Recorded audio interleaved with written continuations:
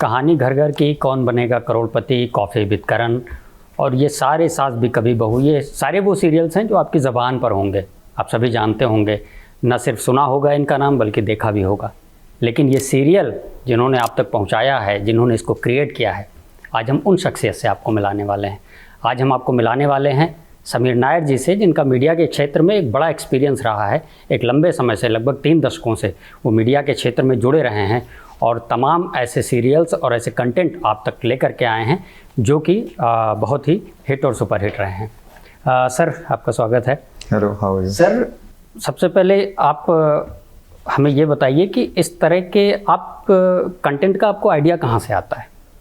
Idea तो दूसरे लोगों से आता है, अलग अलग लोग आके हमें आइडिया सुनाते हैं। कभी कभी कोई बुक पढ़ते हैं या तो कोई दूसरा इंटरनेशनल सीरीज़ देखते हैं, सोचते हैं कि यार इसको बना सकें इंडिया में। तो आई थिंक आइडिया तो अलग अलग सोर्सेस से आते हैं। फिर वो आइडियाज़ को जांचना, परखना, चुनना और बोलना कि चलो इसको बनाते हैं, और फिर उनका बनाना जो थोड़ा समय लगता है। आइडिया से लेके स्क्रीन तक करीबन 18 से 24 महीने लगते हैं।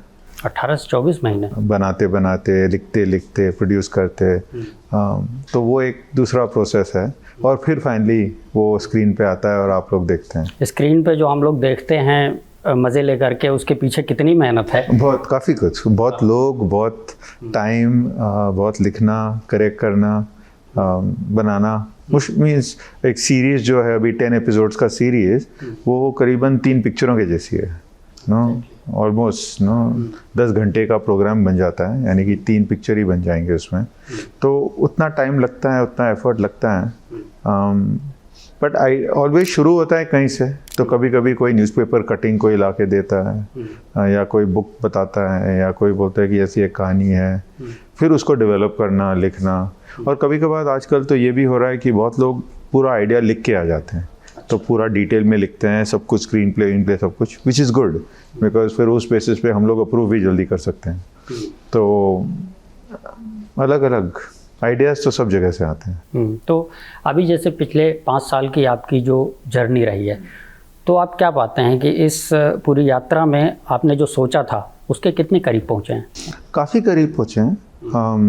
ऑब्वियसली कोविड आया बीच में, पर कोविड ने तो सबको रुकाया। कोविड ने सबके लाइफ में थोड़ी डिफ़िकल्टीज़ की है। बट आई थिंक उसके बजाय हमने ज़्यादातर काफ़ी कुछ किया है। 5 साल की जर्नी में हमने 40 शो रिलीज़ किए हैं और 15 अभी प्रोडक्शन में हैं। हमने करीबन 6-8 पिक्चर बनाए, अलग अलग प्लेटफॉर्म्स के साथ काम किया। इसमें काफ़ी शोज़ बहुत सक्सेसफुल भी हो गए, काफ़ी अवार्ड जीते हैं। हाँ, तो काफ़ी अवार्ड सर, मुझे लगता है कि कोविड तो आपके लिए वरदान साबित हुआ होगा, क्योंकि सबके लिए actually from a consumption point of view तो सबके लिए बहुत ही ब्लेसिंग इन डिसगाइज था। From a production point of view काफ़ी मुश्किल था, because from a consumption point of view तो व्यूअर घर में बैठा था, तो वो और कंज्यूम कर रहा था, तो वो सबके लिए बेनिफिशियल हुआ। पर जो हम लोग प्रोड्यूस कर रहे हैं वो तो काफ़ी ब्लॉक्स आए, लॉकडाउन हुआ, शूटिंग का डिले हुआ, लोग बीमार पड़े। सो वो जो डिलेज थे वो तो थोड़े थोड़े हुए कि थोड़ा कॉस्ट ओवररन हुआ, थोड़े चीज़ें और एक्सपेंसिव हो गए। But beyond that I think it's been okay. I think by and large ये 5 साल have been good and I think we have achieved what we wanted to achieve. किस तरह के शोज़ पर आपका फोकस ज़्यादा है प्रेजेंट टाइम में? मतलब इन टर्म्स ऑफ जो शोज़ की जो अपनी एक फ़िलॉसफी है, मतलब किस टाइप के कंटेंट को आप ज़्यादा लोगों को दिखाना चाहेंगे? जैसे कि होता है कि टोटली इंटरटेनमेंट बेस्ड है, एक होता है थोड़ा सा एजुकेशन को, एक होता है कि सोसाइटी में फैली हुई जो कुरीतियाँ हैं, बुराइयाँ हैं, उसको एक दिशा देने के लिए समाज को वैसे कंटेंट दिखाना चाहते हैं। एक होता है कि मतलब या बायोग्राफीज़ पर बेस्ड। तो किस तरह के कंटेंट पर आपका फोकस ज़्यादा है?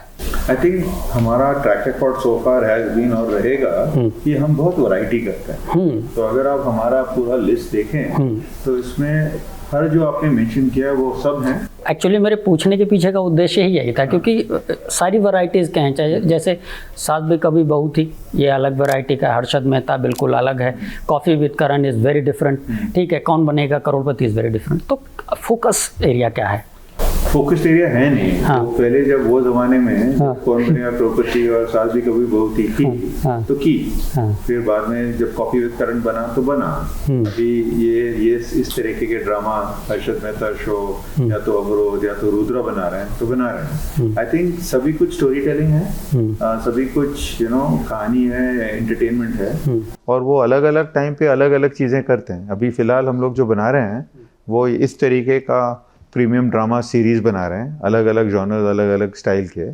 तो ये है फोकस। अभी जैसे बढ़ेंगे, अभी एनिमेशन करने वाले हैं, अभी गांधी पे सीरीज़ बनेगा, अब पिक्चर बना रहे हैं, तो स्टोरीज हैं। गांधी पे किस तरह की सीरीज आप करने वाले हैं? क्योंकि गांधी पे तो ऑलरेडी काफ़ी चीज़ें बन चुकी हैं। हाँ, हम लोग ने रामचंद्र गुहा की बुक खरीदी है। अच्छा, India after Gandhi and Gandhi before India and Gandhi the years that change the world. So basically the period from birth of Gandhi till independence, उस पे 3 सीजन्स का प्लान है सीरीज बनाना। So it's a biopic about Gandhi, it is a story about the Indian independence struggle and एक तरीके से it is the birth of a nation. तो and lot of characters, lot of people, Gandhi तो हैं ही पर बाकी सब भी जो हैं। तो I think it's a very important historical and biographical story to tell. तो वो बनेगा, हंसल मेहता डायरेक्ट करेंगे, प्रतीक गांधी विल प्ले गांधी। तो बहुत बहुत इंटरेस्टिंग है। तो अभी जैसे आप फिल्मों में भी वेंचर करने वाले हैं, मतलब फिल्में बनाने वाले हैं, तो OTT और टीवी से फिर फिल्मों में क्यों, मतलब क्या मोटिव है? कंटेंट ही है। तो अगर आप सीरीज़ बनाओ या पिक्चर बनाओ या एनिमेशन करो या डॉक्यूमेंट्री करो, कंटेंट तो कंटेंट ही है। मतलब आपका ये है कि जो कंटेंट है वो किसी भी प्लेटफॉर्म के थ्रू जा रहा है, लोगों तक पहुंच रहा है, इट डजंट मैटर। हाँ, so you make a picture बनाओ, थिएट्रिकली रिलीज करो, या पिक्चर बनाओ OTT पे डालो, बोथ आर पॉसिबल। तो हम सीरीज बनाते हैं, थोड़े पिक्चर बनाए हैं, अभी और बनाएंगे, एनिमेशन करेंगे। तो I think our focus at Applause is कि कहानियाँ कैसे बनाएं अलग। कोई कहानियाँ नहीं बन सकती हैं सीरीज, उनको पिक्चर बनाना चाहिए। कोई कहानियाँ फिक्शन नहीं बन सकती हैं, उनको डॉक्यूमेंट्री बनाना चाहिए। कोई कहानियाँ रियल लाइव एक्शन में नहीं करती हैं, उनको एनिमेशन या स्पेशल इफेक्ट से बनाना चाहिए। तो वो अलग अलग कहानियाँ का अलग अलग एक अप्रोच होता है। एनिमेशन में किस तरह के कंटेंट? हमने अभी हाल ही में अमर चित्रकथा के साथ डील किया और उनके पूरे कैटलॉग को एनिमेट करने का प्लान है। तो सारे ACK जूनियर और पंचतंत्र, जटाका, वो सब, और महाभारत, रामायण, एपिक्स, तो ऐसा प्लान है।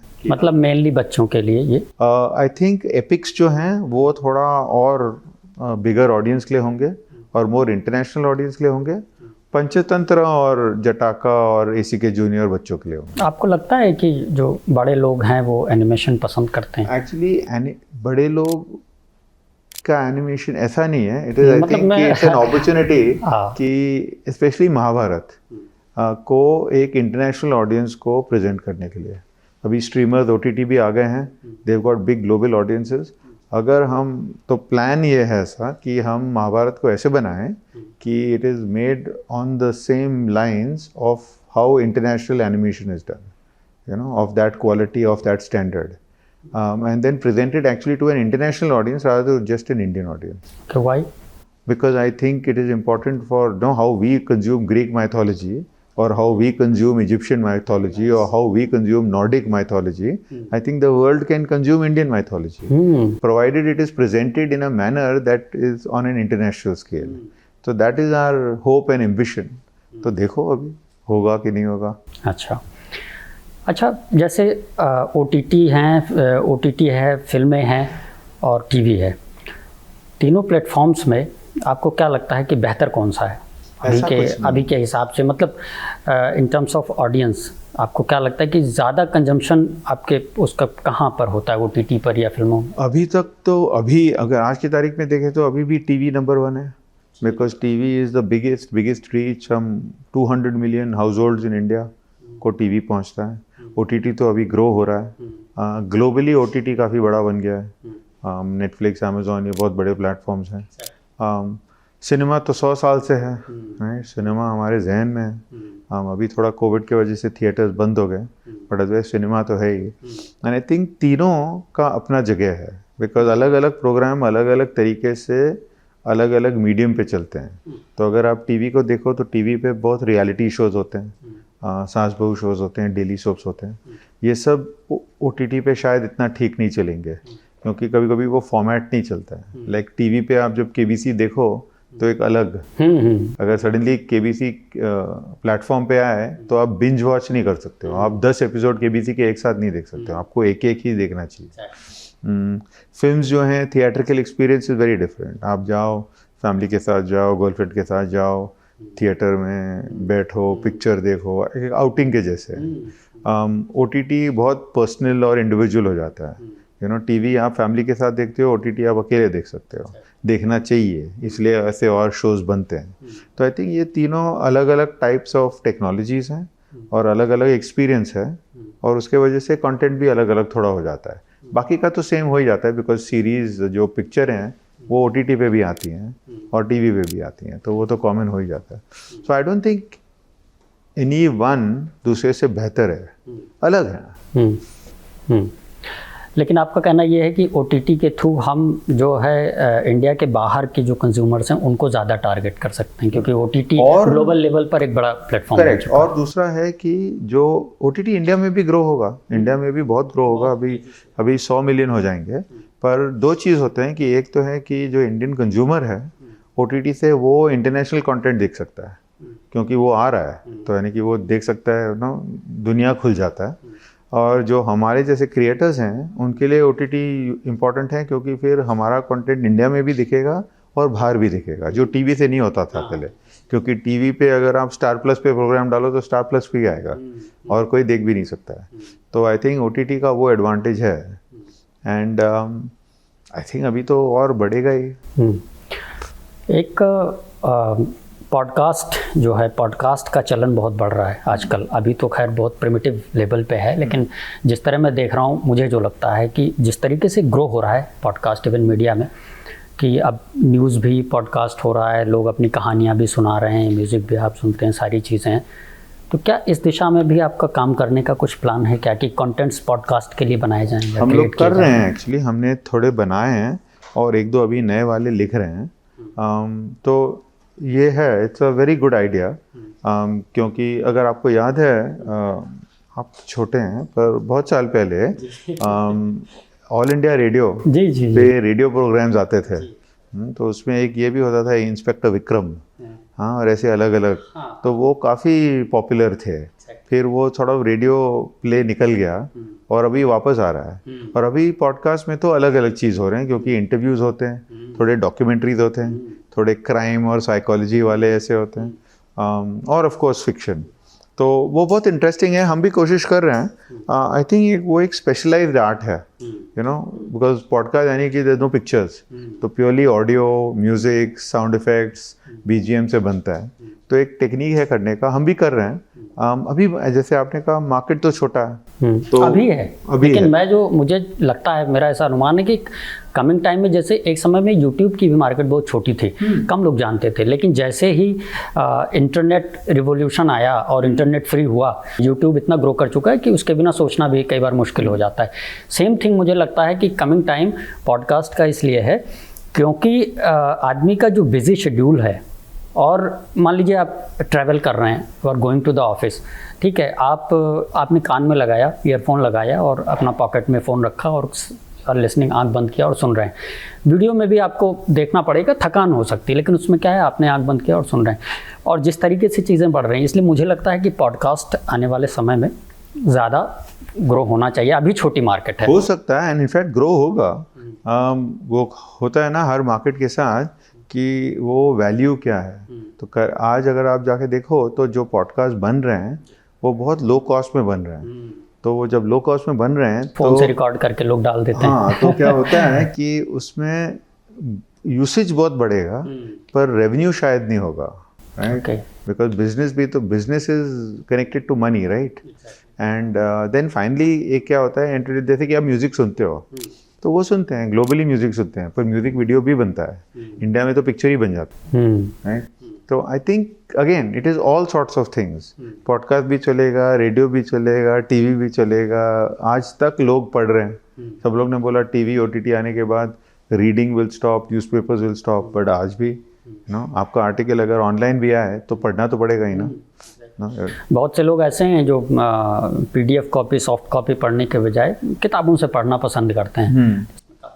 अभी एक और चीज़ जो सब ऑनलाइन साइट्स पे हो रही है कि जो आर्टिकल आता है वो यू ऑल्सो गेट ना, you can also listen to this article, तो फिर से वो तो पॉडकास्ट ही हो गया, पॉडकास्ट हो गया कि आर्टिकल को सुन लो, पढ़ो मत। जस्ट ये एक कोशिश है कि हम जो भी हमारे दर्शक हैं या रीडर हैं उन तक हम अपने कंटेंट को कैसे पहुंचा सकते हैं, जस्ट ये प्रयास है, वही है। एंड वो अलग अलग तरीके में होगा, है ना, कि अभी इतना जो इंस्टाग्राम और फेसबुक और यूट्यूब और इस पे जो होता है शॉर्ट फॉर्म, टिकटॉक जो आया था तो लोगों को पसंद आया, बहुत कंजम्पशन हुआ तो होगा, पर इसका मतलब ये नहीं है कि इसके वजह से लोग पिक्चर देखना बंद करेंगे या सीरीज देखना बंद करेंगे या बिग बॉस देखना बंद करेंगे। वो सब चलेगा, अलग अलग ऑडियंसेस अलग अलग चीज़ें करेंगे, सारा कुछ चलेगा। तो अभी कौन सी आपकी आगे फर्दर कौन सी सीरीज आने वाली है? अभी बड़ी वाली जो आ रही हैं, एक तो है स्कैम सीजन 2 जो हम तेलगी का स्टोरी कर रहे हैं, वो अभी शूट हो रहा है। क्रिमिनल जस्टिस सीजन 3 वो तो अगले हफ्ते आएगा, माधव मिश्रा, पंकज त्रिपाठी जी आएंगे फिर से। सिटी ऑफ ड्रीम सीजन 3 वो आएगा। अभी तनाव आएगा हमारा, तनाव कश्मीर पर बेस्ड है? कश्मीर पे बेस्ड है और वो इजरायली शो फौदा का ऑफिशियल एडेप्टेशन है। अच्छा, तो वो आएगा अभी सितंबर अक्टूबर में। तो ऐसे काफ़ी आ रहे हैं। अभी ये गांधी बनेगा तो उस पर काम शुरू होगा, हमारा एनिमेशन का काम होगा, थोड़े पिक्चर्स बनाए हैं तो वो अभी पोस्ट प्रोडक्शन में है, तो वो रिलीज होंगे। पिक्चर्स में कौन कौन सी? एक हमने बनाई थी नंदिता दास के साथ, जो कपिल शर्मा है उसमें, कपिल शर्मा और शाना गोस्वामी, नंदिता दास ने डायरेक्ट किया। अच्छा, वेरी नाइस। सो बहुत ऑड कॉम्बिनेशन है, कपिल शर्मा और नंदिता दास, बहुत डिफरेंट माइंडसेट, तो वो अच्छी बनी है। अपर्णा सेन का तो द रेपिस्ट बना, तो वो बहुत फेस्टिवल्स में चला है। तो ऐसे कर रहे हैं, अलग अलग चीज़ें हो रही हैं। ट्विंकल खन्ना पर भी कोई फिल्म आने वाली है? ट्विंकल खन्ना का शॉर्ट स्टोरी पे हमने बनाया है, उन्होंने एक शॉर्ट स्टोरी लिखी थी, वो लेके एक पिक्चर बनी है, तो वो भी पोस्ट प्रोडक्शन में है। हिस्टोरिकल कंटेंट पर भी कुछ है आपका क्या? हिस्टोरिकल कंटेंट में अभी फ़िलहाल सिर्फ एक शो हो रहा है डेवलपमेंट में। वो बेस्ड, वो एक्चुअली सेट है हैदराबाद में, पर वो अभी सिर्फ लिखा जा रहा है। बाकी का दूसरा जो हिस्टोरिकल जो हम लोग कर रहे हैं वो गांधी है, क्योंकि वो तो हिस्टोरिकल हो ही जाएगा, बट अदरवाइज उसके बजाय अभी तक तो कुछ नहीं है। अच्छा, तो कमिंग टाइम में मतलब किस तरह के कंटेंट पर आपका फोकस होगा? सेम अलग अलग variety, different genres, different things, बड़े छोटे, यंग अडल्ट, सारे मतलब सभी वर्गों को भी साथ लेकर चलना और सभी तरह के कंटेंट को साथ लेकर चलना। ठीक है सर, ठीक है सर, आपने हमसे बात की, थैंक यू सो मच, बहुत धन्यवाद। Thank you very much.